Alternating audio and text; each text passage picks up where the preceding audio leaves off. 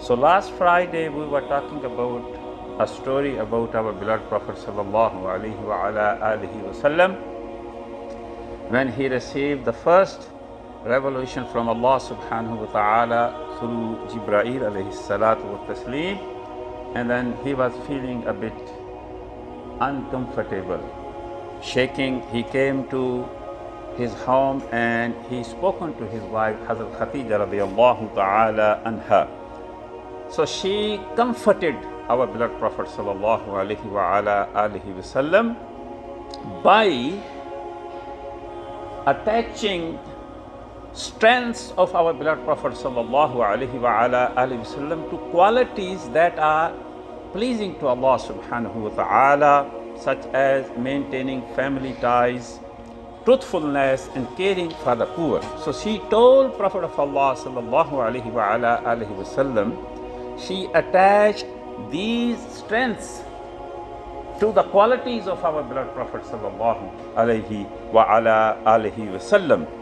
So we can do the same for our children as a way of solidifying their Islamic identity. I'll give you some example. For example, when your child chooses to share something they love with a friend, label the quality you notice by saying, these are the phrases you can use for your child. You are such a generous person. To share your favorite candy with your friend, Allah subhanahu wa ta'ala loves people who are generous, and He loves you. So these kind of small phrases you can use to encourage your children.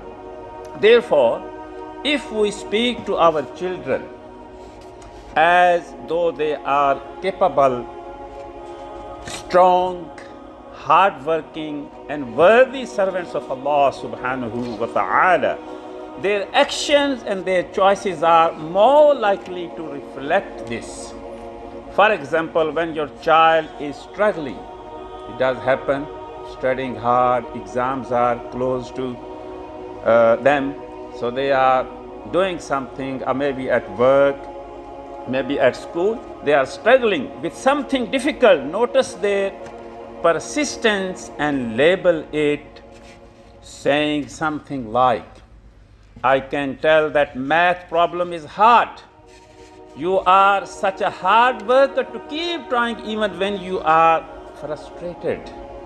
So help your child identity their own strengths.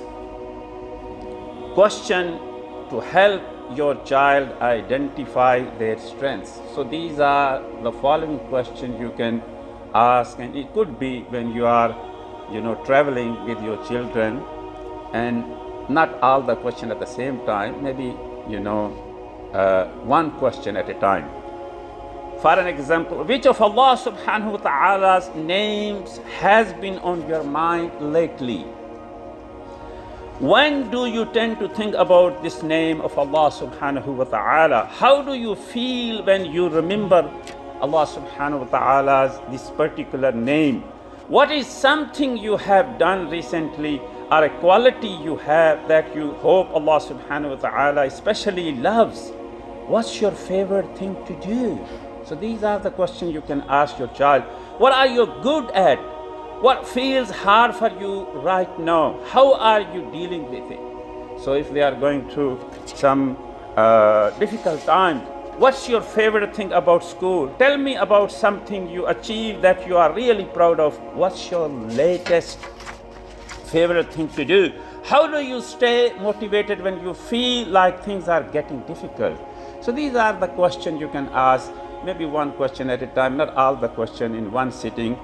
You can divide, during your, in a month, maybe in a week, when you are traveling, when you are at home, when you are maybe at the dinner table. So you can ask one question. The next thing, pay attention to what your child is doing right. This is also very important.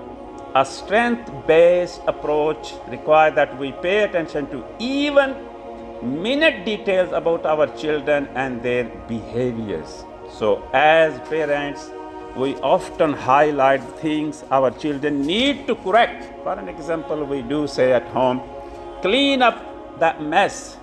Have you brush your teeth? Don't hit your sister.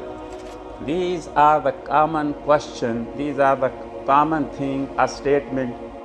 When our children go to some psychologist, so psychologists gave us this feedback according to the research we are talking here, that most of the time children complain that our parents all the time, highlight the negative thing about us. So this is also very important, that it does not mean that you do not correct your children, but at the same time you look at the positive side of that action they are doing. Let me give you one example from the life of our beloved Prophet sallallahu alaihi wasallam. Two stories, actually two reporting. One, Hazrat Anas bin Malik radiyallahu ta'ala anhu described Sayyidina Rasulullah sallallahu alaihi wasallam tendency to de-emphasize mistakes, saying, I served the Prophet sallallahu alaihi wasallam for 10 years. Anas bin Malik he was a very young boy when he came to Sayyidina Rasulullah sallallahu alaihi wasallam, and he used to look after small things at home, maybe bring a water for him to perform wudu. So he said, I served the Prophet sallallahu alaihi wasallam for 10 years. By Allah, he never even said to me, "Uff." He never said harshly, "Why did you do that?" or "Why did you not do that?" One day, Sayyidina Rasulullah sallallahu alaihi wasallam asked Anas bin Malik. He must have asked him to do something. After a couple of days, he came to Anas. He said, "Anas, I asked you to do something. Did you do that one?" So obviously, being a child, maybe 14-year-old, 15-year-old, maybe at that time he was not in a good mood. So he was a little bit harsh towards Sayyidina Rasulullah sallallahu alaihi wasallam, Hazrat Anas bin Malik. He spoke arrogantly with Sayyidina Rasulullah sallallahu alaihi wasallam. Now the response of our beloved Prophet sallallahu alaihi wasallam is a lesson for us as a parent. He did not speak harshly back to Hazrat Anas bin Malik radiyallahu ta'ala. He just left him alone, didn't say anything. After some time, Anas bin Malik realized that he made a mistake. He should not have spoken to Prophet like that. And then he came to Prophet sallallahu alaihi wasallam. He apologized. He said, "Ya Rasulullah, I was a bit harsh." So look at the attitude of behavior of our beloved Prophet sallallahu alaihi wasallam and the response. So this is similarly we can apply the same rule in our home between husband and wife, because two partners, if one of them one day has a bad mood, because we human beings in our fitrah, we change so many states in a day, so many times, sometimes happy mood, sometimes sad, bad, due to many reasons. So you have to look at that situation and circumstances. If one partner is not in a good mood or maybe speak to you harshly, the other partner, let it go. Don't argue back. Because when you are going to argue back to your partner, what's going to happen? Both sides speaking harshly, argument increase, and then you might do something silly in your life. So it is very important that we see this example of our beloved Prophet sallallahu alaihi wasallam and learn something from that. There is another example. This example is a very unique example. One young person came to our beloved Prophet sallallahu alaihi wasallam. The question he asked, wallahi, Any alim, any scholar, if you go and ask him, if he's not a wise person, he may slap at you, or may be very harsh with you. So this person came to our beloved Prophet sallallahu alaihi wasallam, and he asked, Ya Rasulullah, can you give me permission to commit adultery, zina? So he's asking this question. As we know, zina is haram in Islam. It is prohibited. So he came, young man, Subhanallah, Sayyidina Rasulullah sallallahu alaihi wasallam response.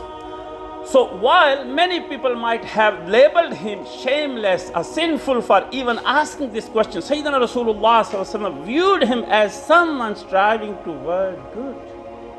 Someone striving toward good. So he told him to come close and sit down. He spoke to the young man gently, helping him consider the situation from a different perspective, and ended their back and forth discussion few times with a supplication dua. Allah subhanahu wa ta'ala's Prophet making dua, asking Allah to forgive his sins, purify his heart, and guard his chastity. From that day forward, the young man no longer struggled with that desire. He had no desire, subhanallah. So, this is the power of seeing the good in a young person rather than assuming the worst. So this is what Prophet of Allah sallallahu alaihi wasallam saw in that young man.